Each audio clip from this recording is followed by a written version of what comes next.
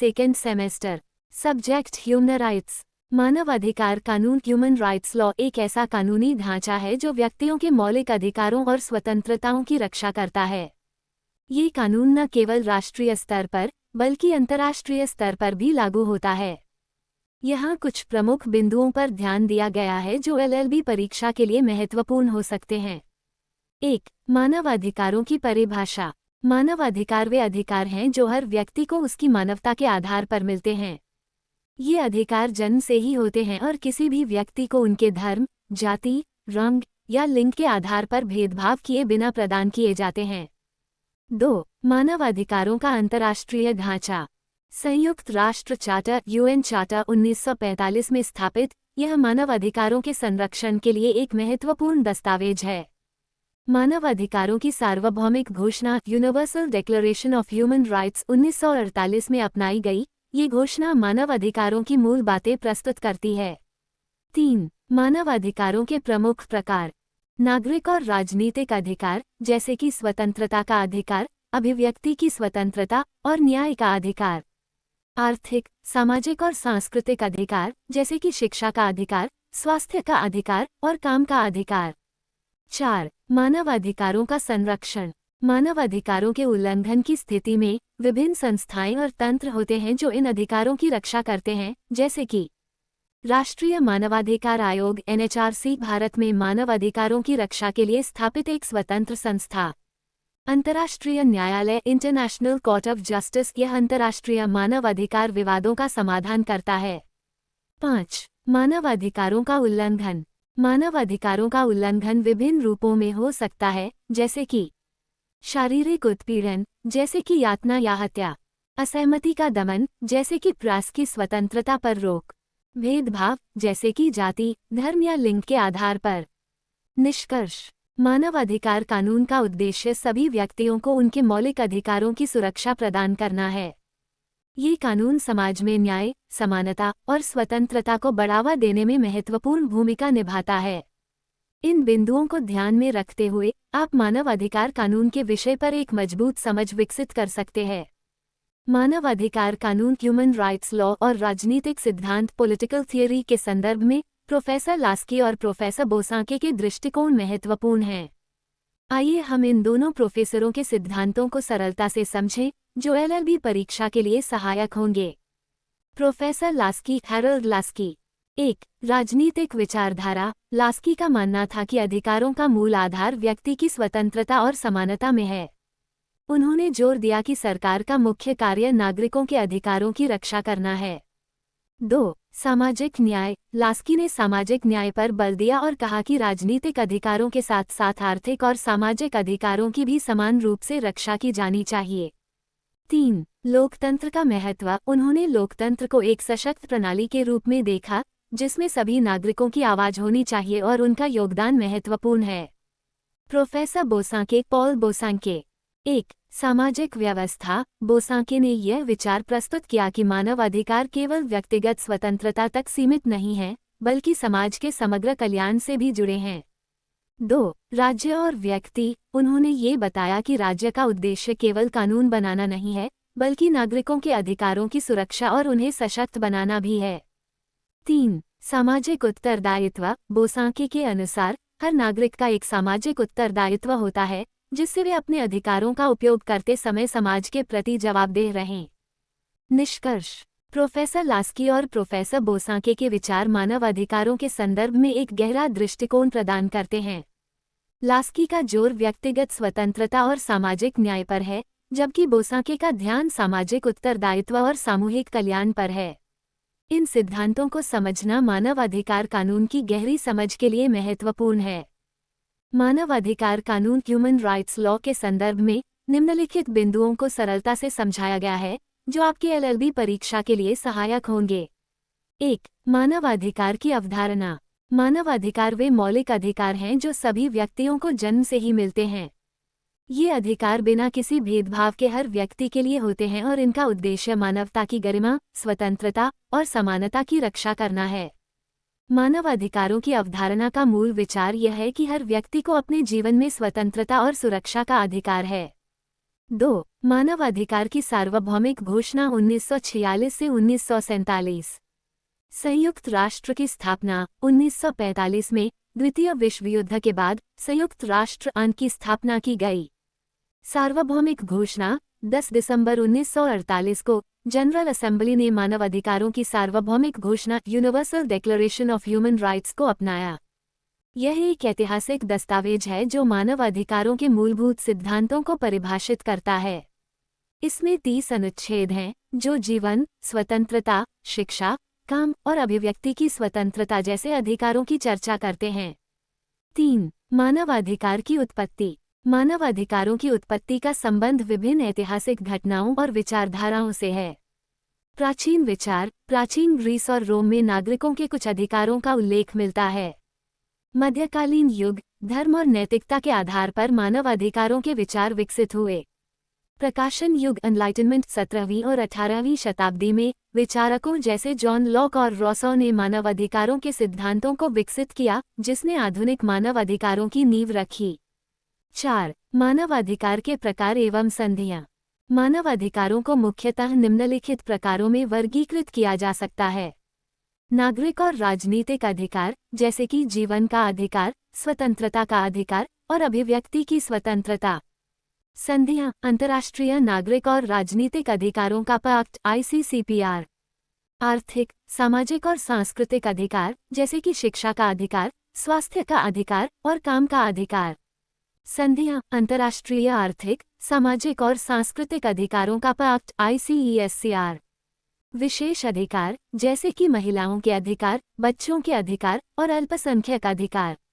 संधियां, महिलाओं के खिलाफ सभी प्रकार के भेदभाव के उन्मूलन का कन्वेंशन CEDAW, बच्चों के अधिकारों का कन्वेंशन CRC। निष्कर्ष। मानव अधिकारों का अध्ययन एक महत्वपूर्ण विषय है जो न केवल कानूनी दृष्टिकोण से बल्कि सामाजिक और नैतिक दृष्टिकोण से भी महत्वपूर्ण है। मानव अधिकारों की अवधारणा, उनका विकास और विभिन्न प्रकार की संधियों का ज्ञान आपके LLB परीक्षा में सहायक होगा।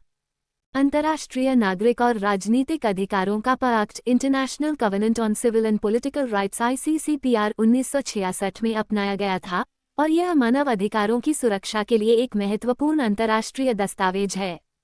यहाँ पर इसकी प्रस्तावना, सामान्य प्रावधान और महत्वपूर्ण अनुच्छेदों आर्टिकल का संक्षिप्त विवरण दिया गया है। प्रस्तावना। ICCPR की प्रस्तावना में ये स्पष्ट किया गया है कि सभी व्यक्ति समान और अविभाज्य अधिकारों के हकदार हैं।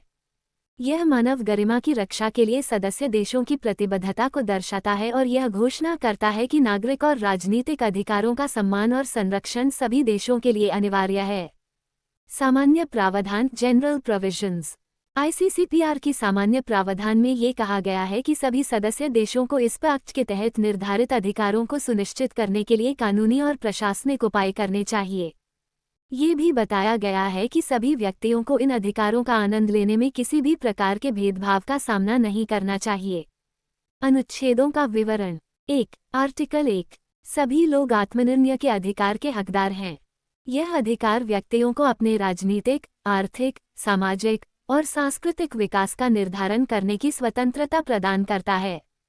2. आर्टिकल 2। सभी राज्य को ये सुनिश्चित करना चाहिए कि सभी व्यक्तियों को बिना किसी भेदभाव के ICCPR के तहत अधिकारों का उपयोग करने का अधिकार है। ये सदस्य राज्यों को अपने कानूनों को इस पैक्ट के अनुरूप बनाने की आवश्यकता बताता है। 3. आर्टिकल 3।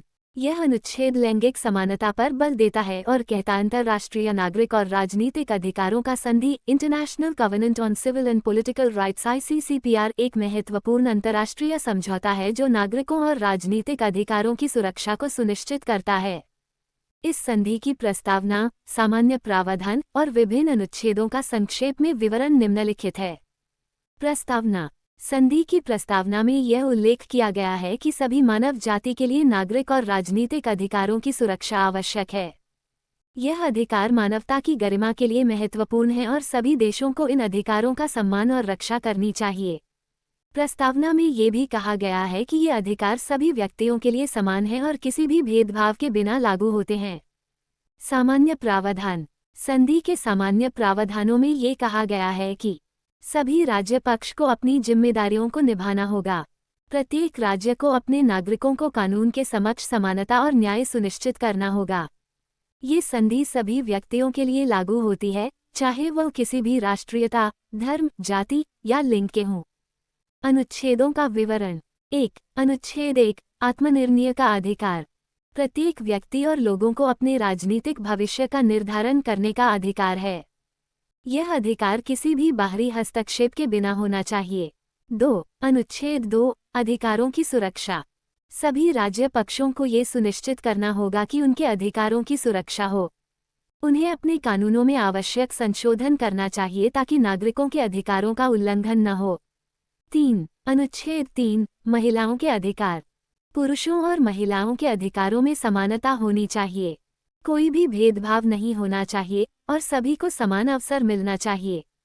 4. अनुच्छेद 5, अधिकारों की सीमाएं। यह अनुच्छेद ये स्पष्ट करता है कि संधि में वर्णित अधिकारों का उल्लंघन नहीं किया जा सकता है। किसी भी अधिकार को केवल कानूनी प्रक्रिया के अनुसार ही सीमित किया जा सकता है। 5. अनुच्छेद 6, जीवन का अधिकार। हर व्यक्ति का जीवन का अधिकार सुरक्षित है। कोई भी व्यक्ति कानून के तहत उसके जीवन को समाप्त नहीं कर सकता है। 6. अनुच्छेद 7, यातना और अमानवीय व्यवहार। किसी भी व्यक्ति को यातना, अमानवीय या अपमानजनक व्यवहार का सामना नहीं करना चाहिए।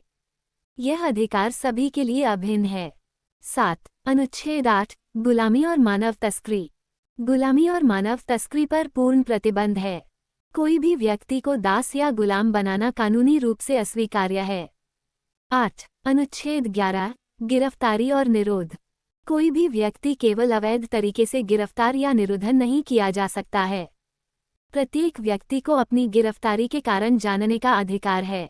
9. अनुच्छेद 15, कानून के बाद प्रभाव। कोई भी व्यक्ति को किसी अपराध के लिए दोषी नहीं ठहराया जा सकता है जब तक कि वह अपराध उस समय के कानून के अनुसार न हो। 10. अनुच्छेद 16, पहचान का अधिकार। हर व्यक्ति का नाम, राष्ट्रीयता और पहचान का अधिकार होना चाहिए। यह अधिकार मानव गरिमा का एक महत्वपूर्ण हिस्सा है।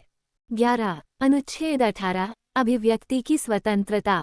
हर व्यक्ति को अपने विचारों की स्वतंत्रता और अभिव्यक्ति का अधिकार है। यह अधिकार सभी व्यक्तियों के लिए सुरक्षित है, लेकिन इसे कुछ सीमाओं के अंतर्गत लागू किया जा सकता है। निष्कर्ष। अंतर्राष्ट्रीय नागरिक और राजनीतिक अधिकारों का संधि मानव अधिकारों की सुरक्षा के लिए एक महत्वपूर्ण दस्तावेज है। इसके अनुच्छेदों में नागरिकों के मौलिक अधिकारों की सुरक्षा और संवर्धन के लिए आवश्यक प्रावधान शामिल हैं, जो एलएलबी परीक्षा में आपके लिए महत्वपूर्ण हो सकते हैं। नरसंहार जेनोसाइड एक गंभीर अपराध है जिसका उद्देश्य किसी विशेष जाति, नस्ल या धार्मिक समूह के लोगों को समाप्त करना होता है। इस विषय में दिसंबर 1948 में संयुक्त राष्ट्र महासभा द्वारा अपनाया गया नरसंहार के खिलाफ convention on the prevention and punishment of the crime of genocide महत्वपूर्ण है। आइए इस कन्वेंशन के अनुच्छेद 1 और अनुच्छेद 2 को सरलता से समझते हैं, जो आपकी एलएलबी परीक्षा के लिए उपयोगी होंगे। 1. नरसंहार के खिलाफ कन्वेंशन 1948। ये कन्वेंशन नरसंहार को एक अंतर्राष्ट्रीय अपराध के रूप में परिभाषित करता है और इसके खिलाफ कार्रवाई की आवश्यकता को रेखांकित करता है। इस कन्वेंशन का उद्देश्य नरसंहार की घटनाओं को रोकना और उनके लिए दंडित करना है। अनुच्छेद 1, परिभाषा और दायित्व। इस अनुच्छेद में कहा गया है कि सभी राज्य पार्टियों को नरसंहार को रोकने और दंडित करने के लिए बाध्य हैं। इसका मतलब है कि यदि किसी देश में नरसंहार की घटना होती है तो उस देश को इसे रोकने और अपराधियों के खिलाफ कार्रवाई करने की जिम्मेदारी होती है। यह अनुच्छेद ये स्पष्ट करता है कि नरसंहार के खिलाफ सभी देशों को मिलकर काम करना चाहिए और इसे समाप्त करने के लिए सख्त उपाय करने चाहिए। अनुच्छेद 2, नरसंहार की परिभाषा। इस अनुच्छेद में नरसंहार को परिभाषित किया गया है। नरसंहार में निम्नलिखित क्रियाएं शामिल होती हैं। 1. किसी राष्ट्रीय, जातीय या धार्मिक समूह के सदस्यों की हत्या करना। 2. समूह के सदस्यों को गंभीर शारीरिक या मानसिक हानि पहुंचाना। 3. किसी समूह के जीवन के लिए आवश्यक स्थितियों को जानबूझकर उत्पीड़ित करना। 4. समूह के बच्चों को मजबूरी से दूसरे समूह में स्थानांतरित करना। यह अनुच्छेद ये बताता है कि नरसंहार केवल हत्या तक सीमित नहीं है, बल्कि यह उन सभी गतिविधियों को शामिल करता है जो एक समूह के अस्तित्व को खतरे में डाल सकती हैं। निष्कर्ष। दिसंबर 1948 में अपनाया गया नरसंहार के खिलाफ कन्वेंशन मानव अधिकारों की सुरक्षा के लिए अत्यंत महत्वपूर्ण है। अनुच्छेद 1 और अनुच्छेद 2 नरसंहार की गंभीरता को समझाते हैं और यह सुनिश्चित करते हैं कि सभी देशों को इसके खिलाफ ठोस कदम उठाने के लिए बाध्य किया जाए। इन बिंदुओं को ध्यान में रखते हुए आप मानव अधिकार कानून के संदर्भ में नरसंहार के विषय को बेहतर तरीके से समझ सकते हैं।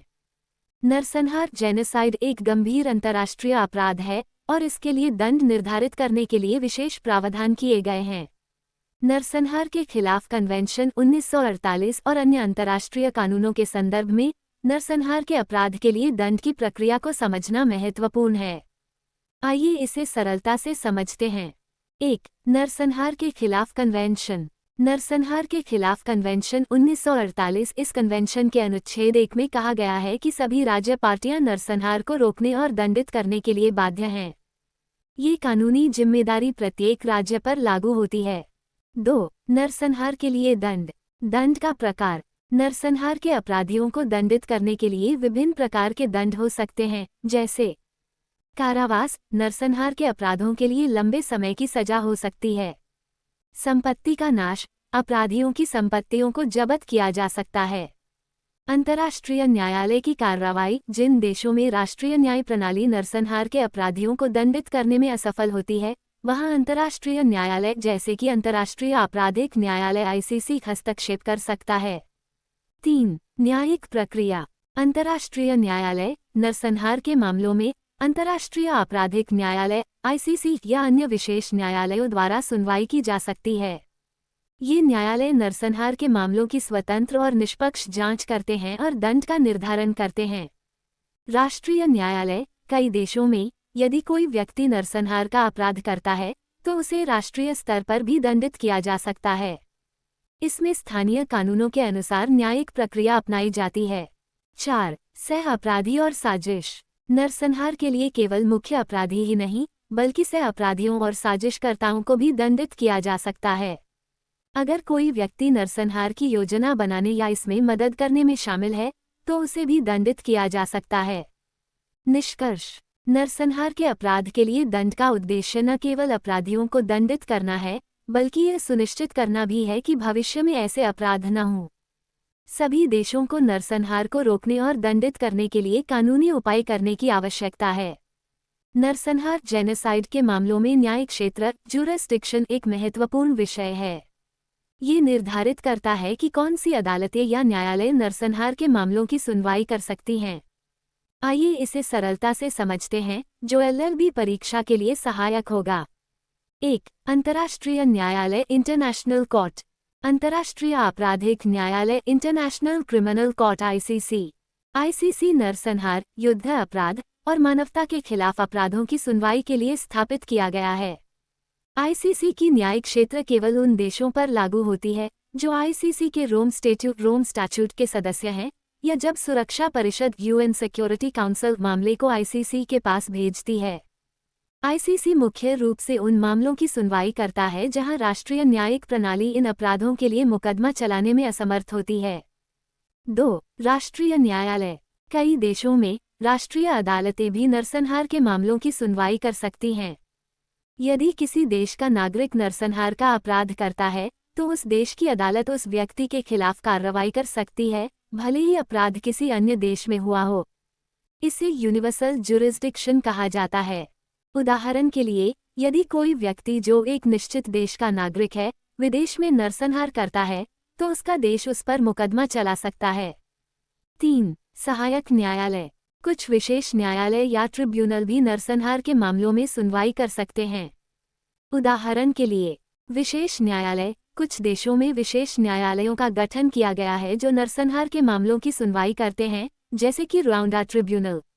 संयुक्त राष्ट्र द्वारा स्थापित ट्रिब्यूनल। कभी कभी संयुक्त राष्ट्र विशेष ट्रिब्यूनल स्थापित करता है, जैसे कि युगोस्लाविया के लिए अंतर्राष्ट्रीय ट्रिब्यूनल।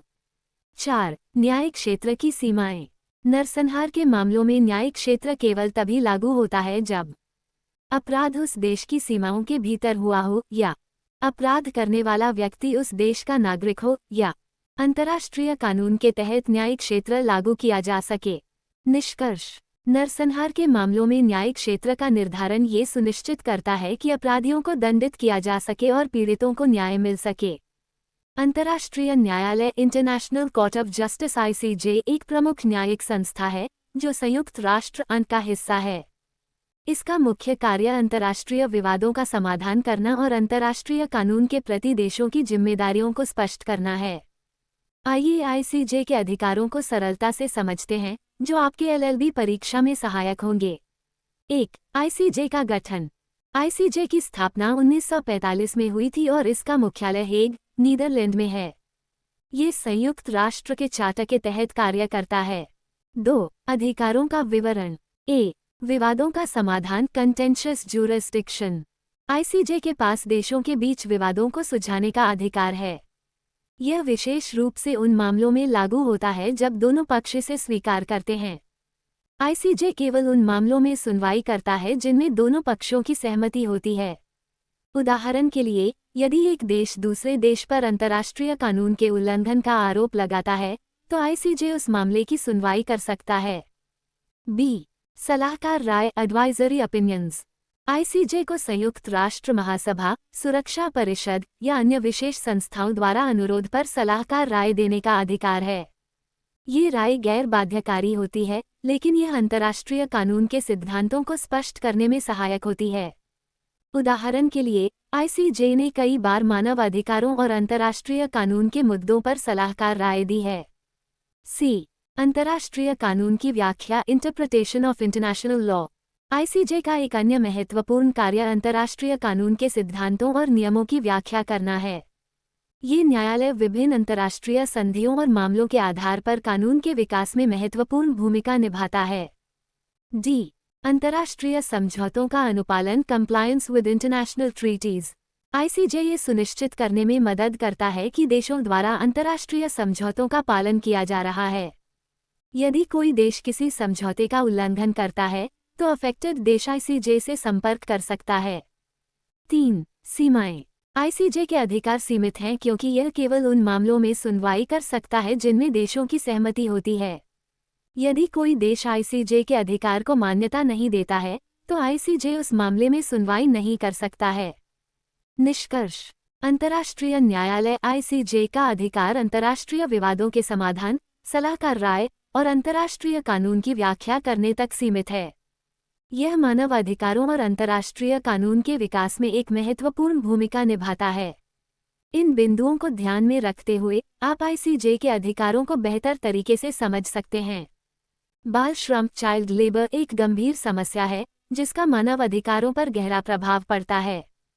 इसे समझने के लिए हम निम्नलिखित बिंदुओं पर ध्यान केंद्रित करते हैं जो आपके LLB परीक्षा के लिए सहायक होंगे। 1. बाल श्रम की परिभाषा। बाल श्रम का तात्पर्य उन बच्चों से है जो अपने उम्र के अनुसार शिक्षा प्राप्त करने के बजाय काम करने के लिए मजबूर होते हैं। यह आमतौर पर उन कार्यों में होता है जो उन्हें शारीरिक, मानसिक या सामाजिक रूप से नुकसान पहुंचाते हैं। 2. बाल श्रम के प्रकार। खतरनाक काम, ऐसे कार्य जो बच्चों के स्वास्थ्य या विकास के लिए हानिकारक होते हैं, जैसे कि खनन, निर्माण कार्य या रासायनिक उद्योग। श्रमिक के रूप में काम, बच्चों का बिना उचित वेतन के काम करना, जैसे कि घरेलू काम या कृषि कार्य। शिक्षा से वंचित, ऐसे बच्चे जो स्कूल नहीं जाते हैं और काम करने के लिए मजबूर होते हैं। 3. बाल श्रम के कारण। आर्थिक कारण, परिवारों की गरीबी, जिससे बच्चों को काम करने के लिए मजबूर होना पड़ता है। शिक्षा का अभाव, कई जगहों पर स्कूलों की कमी या शिक्षा की गुणवत्ता में कमी। सामाजिक और सांस्कृतिक कारक, कुछ संस्कृतियों में बच्चों को काम करने के लिए सामान्य माना जाता है। 4. अंतर्राष्ट्रीय कानून और बाल श्रम। संयुक्त राष्ट्र बाल अधिकारों का convention UN convention on the rights of the child CRC 1989 में अपनाया गया। ये कन्वेंशन बच्चों के अधिकारों की सुरक्षा के लिए है। इसमें बच्चों के लिए शिक्षा, स्वास्थ्य और संरक्षण के अधिकारों पर जोर दिया गया है। अंतर्राष्ट्रीय श्रम संगठन ILO ने बाल श्रम के खिलाफ कई संधियां अपनाई हैं, जैसे कि अधिनियम का उद्देश्य। इस अधिनियम का मुख्य उद्देश्य ये सुनिश्चित करना है कि बच्चे काम करने के बजाय शिक्षा प्राप्त करें और उन्हें शारीरिक, मानसिक या सामाजिक नुकसान से बचाया जा सके। धारा 3 सेक्शन 3 धारा 3 इस अधिनियम की एक महत्वपूर्ण धारा है जो बाल श्रम के निषेध को स्पष्ट करती है। आइए इसे सरलता से समझते हैं। धारा 3 का विवरण। बाल श्रम का निषेध। इस धारा के अनुसार किसी भी व्यक्ति द्वारा 14 वर्ष से कम उम्र के बच्चे को किसी भी प्रकार के कार्य में लगाने पर प्रतिबंध लगाया गया है। इसका मतलब है कि कोई भी बच्चा जिसे 14 वर्ष से कम उम्र का माना जाता है, उसे किसी भी उद्योग या कार्य में नहीं लगाया जा सकता है। खतरनाक कार्य। ये धारा ये भी स्पष्ट करती है कि 14 वर्ष से कम उम्र के बच्चों को खतरनाक कार्यों में नहीं लगाया जा सकता है। खतरनाक कार्यों में वे कार्य शामिल होते हैं जो बच्चों के स्वास्थ्य, विकास और सुरक्षा के लिए हानिकारक हैं। निष्कर्ष। धारा 3 बाल श्रम निषेध एवं विनियमन अधिनियम 1986 का एक महत्वपूर्ण पहलू है जो बच्चों के अधिकारों की सुरक्षा करता है और उन्हें काम करने से रोकता है। इसका उद्देश्य ये सुनिश्चित करना है कि सभी बच्चे शिक्षा प्राप्त करें और एक सुरक्षित एवं स्वस्थ वातावरण में बड़े हों। राष्ट्रीय मानवाधिकार आयोग national human rights commission NHRC Bharat में मानव अधिकारों की सुरक्षा और संवर्धन के लिए एक महत्वपूर्ण संस्था है।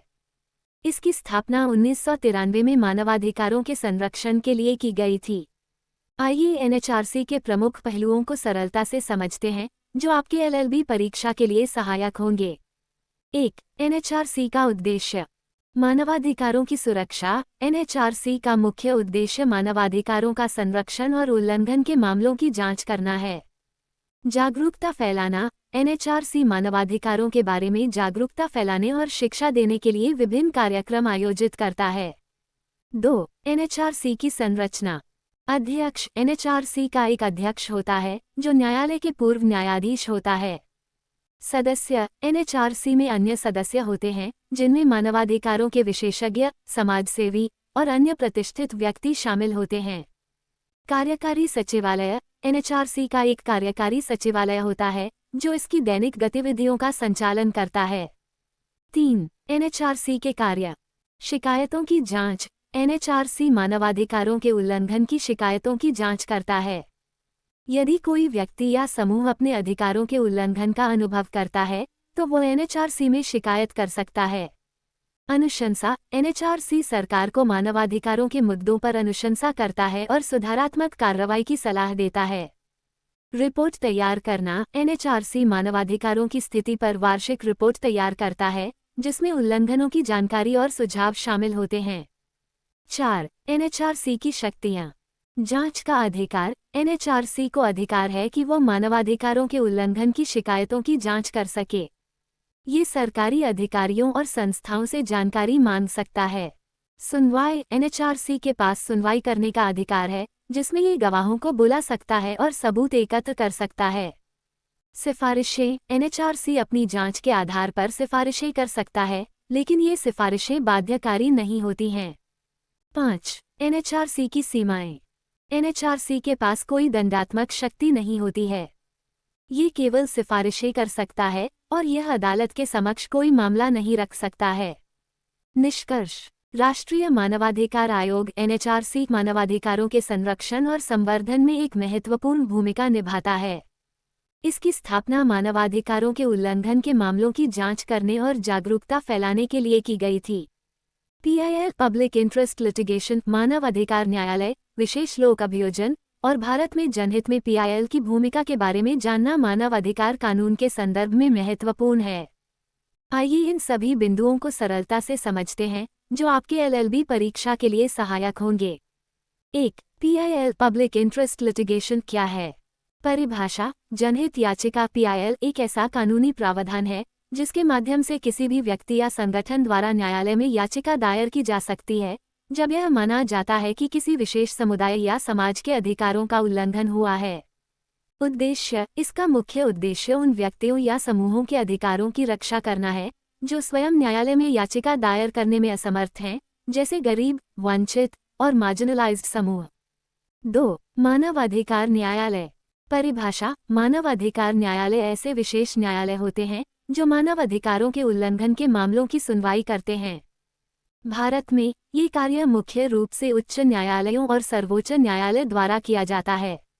कार्य। ये न्यायालय मानवाधिकारों के उल्लंघन के मामलों में न्याय प्रदान करने, पीड़ितों की रक्षा करने और मानवाधिकारों की रक्षा के लिए दिशा निर्देश देने का कार्य करते हैं। 3. विशेष लोक अभियोजन। परिभाषा। विशेष लोक अभियोजन स्पेशल पब्लिक प्रोसिक्यूटर वह होता है जिसे विशेष मामलों में अभियोजन के लिए नियुक्त किया जाता है, जैसे कि मानवाधिकारों के उल्लंघन के मामलों में। भूमिका। विशेष लोक अभियोजक का कार्य ये सुनिश्चित करना है कि मानवाधिकारों के उल्लंघन के मामलों में पीड़ितों को न्याय मिले और अपराधियों को दंडित किया जाए। यह अभियोजक उच्चतम मानकों के साथ मामलों की पैरवी करता है। 4. भारत में जनहित में पीआईएल की भूमिका। न्याय तक पहुंच। भारत में पीआईएल ने न्याय तक पहुंच को आसान बनाया है, विशेष रूप से उन लोगों के लिए जो साधारण प्रक्रिया का पालन करने में असमर्थ हैं। ये न्यायालयों को समाज के निचले तबके के अधिकारों की रक्षा करने के लिए प्रेरित करता है। सामाजिक न्याय। पीआईएल के माध्यम से न्यायालय सामाजिक न्याय की दिशा में कदम बढ़ाते हैं और विभिन्न मुद्दों पर जागरूकता फैलाते हैं, जैसे कि बाल श्रम, महिला अधिकार, पर्यावरण संरक्षण और शिक्षा के अधिकार। सरकार की जिम्मेदारी। पीआईएल के द्वारा सरकार को अपनी जिम्मेदारियों को निभाने के लिए उत्तरदायी ठहराया जाता है। न्यायालय सरकार को निर्देश दे सकता है कि वो मानवाधिकारों का उल्लंघन रोकने के लिए उचित कदम उठाए। निष्कर्ष। पीआईएल, मानवाधिकार न्यायालय और विशेष लोक अभियोजन मानव अधिकारों की रक्षा और समाज में न्याय स्थापित करने में सहायक हैं। भारत में जनहित याचिका ने वंचित वर्गों के अधिकारों की रक्षा में महत्वपूर्ण भूमिका निभाई है, जिससे न्यायालयों तक पहुंच और सामाजिक न्याय को बढ़ावा मिला है। लोकहितवाद पब्लिक इंटरेस्ट एक ऐसा सिद्धांत है जिसका उद्देश्य समाज के सभी वर्गों के कल्याण को बढ़ावा देना है। यह मानवाधिकारों के संरक्षण और सामाजिक न्याय की दिशा में महत्वपूर्ण भूमिका निभाता है। आइए लोकहितवाद के 3 मुख्य चरणों को सरलता से समझते हैं, जो आपके एलएलबी परीक्षा के लिए सहायक होंगे। 1. निर्धन, निरीक्षक और वंचित वर्ग। परिभाषा। ये चरण उन गरीब और वंचित वर्गों के अधिकारों की सुरक्षा पर केंद्रित है, जो अक्सर अपने अधिकारों से अनजान होते हैं या उन्हें न्याय तक पहुंचने में कठिनाई होती है। उद्देश्य। इस चरण का मुख्य उद्देश्य निर्धन और वंचित वर्गों को अधिकारों के प्रति जागरूक करना और उन्हें न्याय दिलाना है। इसमें शामिल हैं शिक्षा। इन वर्गों को उनके अधिकारों के बारे में शिक्षित करना। सामाजिक सुरक्षा। सरकारी योजनाओं और कार्यक्रमों के माध्यम से उन्हें सहायता प्रदान करना। पीआईएल का प्रयोग। जनहित याचिकाओं के माध्यम से उनके अधिकारों की रक्षा करना। 2. पर्यावरण। परिभाषा। ये चरण पर्यावरण की रक्षा और संरक्षण को प्राथमिकता देता है। ये सुनिश्चित करता है कि विकास और औद्योगिकरण के साथ साथ पर्यावरण का भी ध्यान रखा जाए। उद्देश्य। इस चरण का मुख्य उद्देश्य पर्यावरणीय अधिकारों की सुरक्षा करना है। इसमें शामिल हैं स्वच्छ वातावरण। सभी व्यक्तियों का यह अधिकार है कि उन्हें एक स्वच्छ और सुरक्षित वातावरण मिले। पर्यावरणीय न्याय। पर्यावरणीय नीतियों और कानूनों के माध्यम से यह सुनिश्चित करना कि सभी वर्गों को समान रूप से पर्यावरणीय संसाधनों का लाभ मिले। जन जागरूकता। पर्यावरणीय मुद्दों पर लोगों को जागरूक करना और उन्हें संरक्षण के लिए प्रेरित करना। 3. भ्रष्टाचार या शासन में पारदर्शिता और जवाबदेही। परिभाषा। ये चरण शासन में पारदर्शिता और जवाबदेही को सुनिश्चित करने पर केंद्रित है। इसका उद्देश्य भ्रष्टाचार को रोकना और सरकार के कार्यों में पारदर्शिता लाना है। उद्देश्य। इस चरण का मुख्य उद्देश्य ये सुनिश्चित करना है कि सरकार और सार्वजनिक संस्थाएं अपने कार्यों के प्रति उत्तरदायी हों। इसमें शामिल हैं सूचना का अधिकार। नागरिकों को यह अधिकार होना चाहिए कि वे सरकार से जानकारी प्राप्त कर सकें। भ्रष्टाचार के खिलाफ कानून। भ्रष्टाचार के मामलों की जांच और दंडित करने के लिए प्रभावी कानूनों का कार्यान्वयन।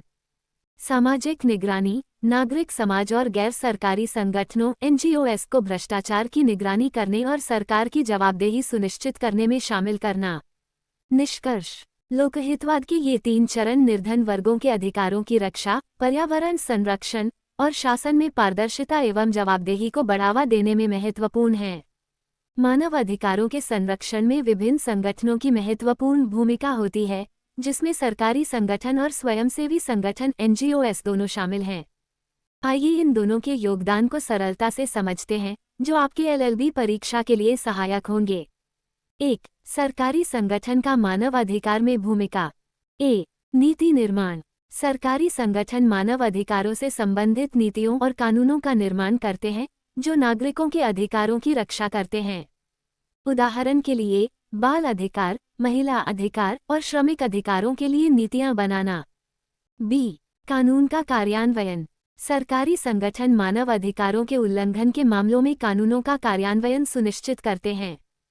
पुलिस, न्यायालय और अन्य सरकारी संस्थाएं मानव अधिकारों के मामलों में प्रभावी कार्रवाई करती हैं। सी, जन जागरूकता। सरकारी संगठन मानवाधिकारों के प्रति जागरूकता फैलाने के लिए अभियान चलाते हैं। ये लोगों को उनके अधिकारों के बारे में जानकारी देने और उन्हें सही तरीके से लागू करने में मदद करता है। डी, मानवाधिकार आयोग। भारत में राष्ट्रीय मानवाधिकार आयोग (NHRC) जैसे संस्थान मानवाधिकारों की निगरानी करते हैं और उल्लंघनों के मामलों में कार्रवाई करते हैं। ये आयोग पीड़ितों की शिकायतों की सुनवाई करते हैं और सरकार को सुधारात्मक उपायों के लिए सलाह देते हैं। ई, अंतर्राष्ट्रीय सहयोग। सरकारी संगठन अंतर्राष्ट्रीय मानवाधिकार संधियों और समझौतों का पालन करते हैं, जैसे कि संयुक्त राष्ट्र के मानवाधिकार संधियां। यह अंतर्राष्ट्रीय स्तर पर मानवाधिकारों की सुरक्षा में मदद करता है। 2. मानवाधिकार संरक्षण में स्वयंसेवी संगठनों की भूमिका। ए, जागरूकता फैलाना। स्वयंसेवी संगठन मानवाधिकारों के मुद्दों पर जागरूकता फैलाने के लिए विभिन्न अभियान चलाते हैं। वे समाज में मानवाधिकारों के महत्व को उजागर करते हैं और लोगों को उनके अधिकारों के प्रति जागरूक करते हैं। बी, सलाह और सहायता। ये संगठन पीड़ितों को कानूनी सलाह और सहायता प्रदान करते हैं।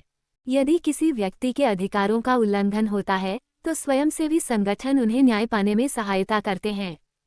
सी, निगरानी और रिपोर्टिंग। स्वयंसेवी संगठन मानवाधिकारों के उल्लंघनों की निगरानी करते हैं और इसके बारे में रिपोर्ट तैयार करते हैं।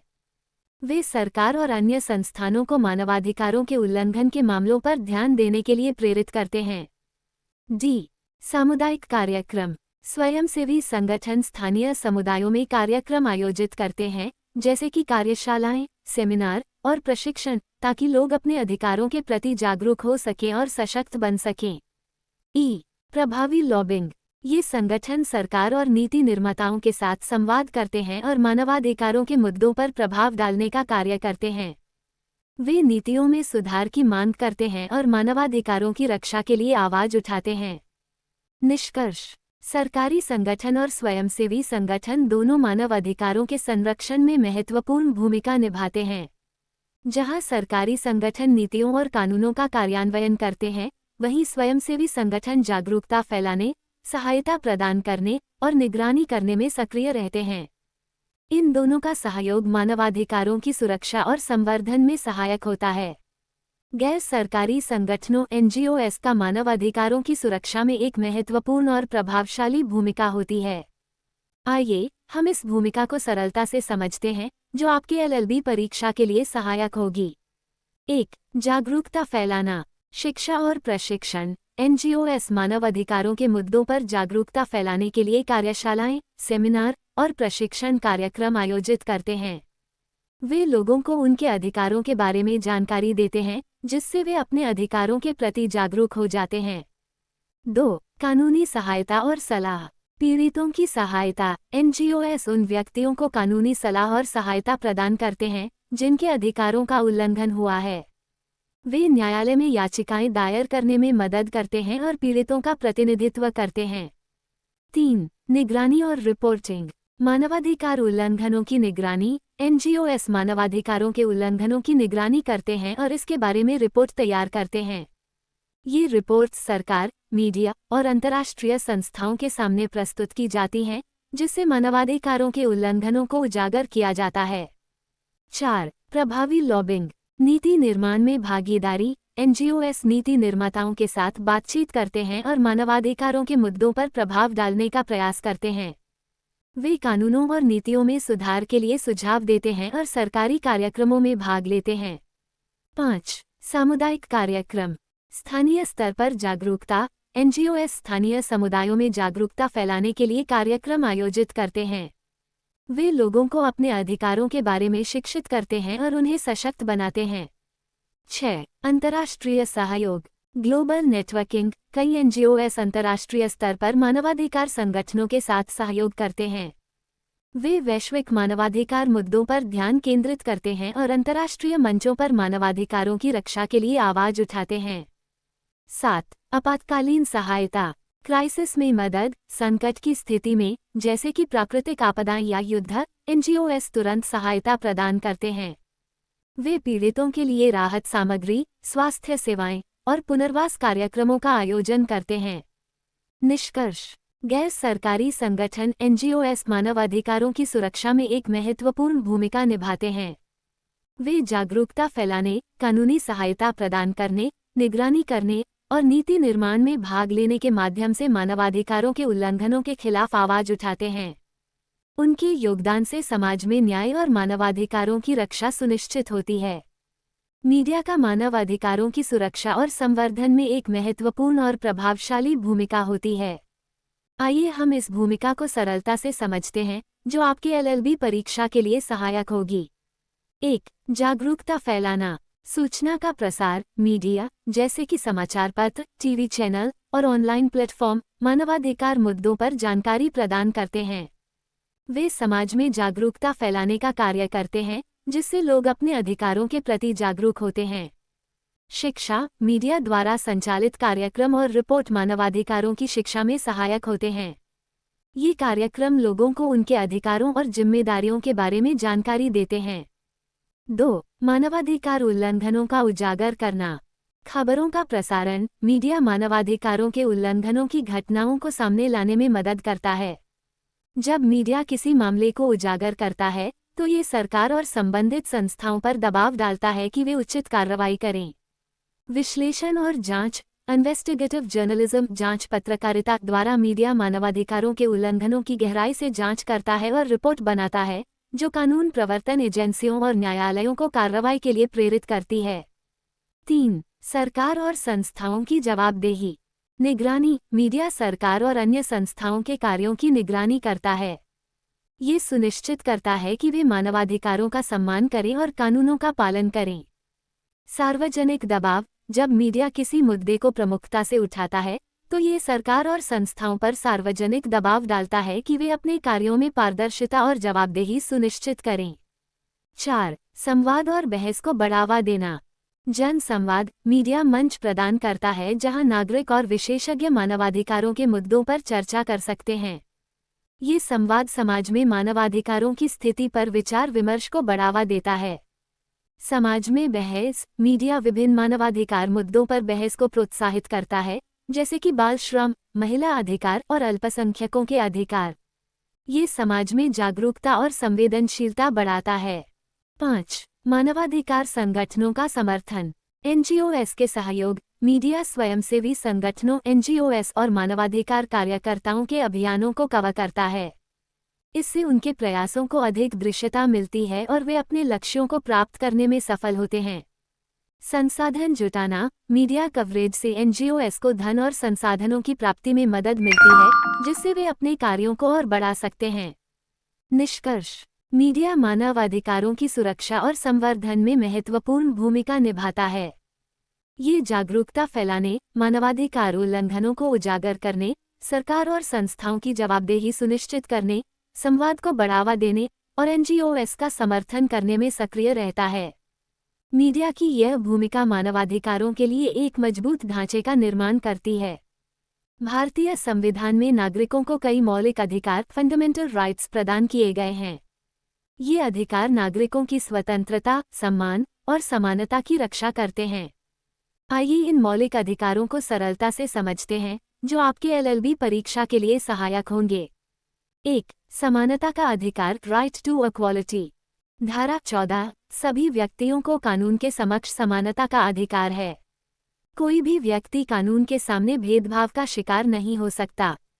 धारा 15, किसी भी व्यक्ति के साथ धर्म, जाति, लिंग या जन्मस्थान के आधार पर भेदभाव नहीं किया जा सकता। धारा 16, सभी नागरिकों को सरकारी नौकरियों में समान अवसर प्राप्त है। 2. स्वतंत्रता का अधिकार, राइट टू फ्रीडम।